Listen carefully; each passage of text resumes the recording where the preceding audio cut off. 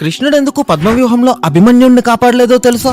పూర్వం భూమి మీద అసురులు ఎక్కువైపోయి భూమిని నాశనం చేస్తుంటే భూమాత ఒక ఆవు రూపంలో బ్రహ్మదేవుడి దగ్గరికి వెళ్లి ఏడుస్తుంది.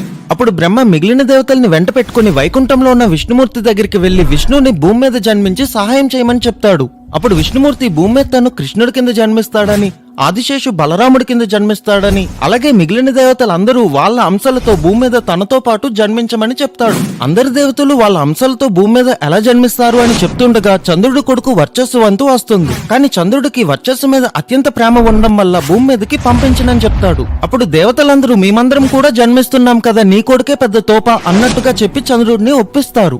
దాంతో చంద్రుడు కేవలం 16 ఏళ్లు మాత్రమే తన కొడుకు వర్చస్సు భూమి మీద ఉంటాడు అని చెప్తాడు. అలా చంద్రుడి కొడుకు వర్చస్సు అర్జునుడి కొడుకు అభిమన్యుడి కింద జన్మిస్తాడు. అందుకే అభిమన్యుడు 16వ ఏట పద్మవ్యూహంలో చనిపోతుంటే కృష్ణుడు కాపాడ్డు. అందరూ చెప్పండి, జై శ్రీకృష్ణ.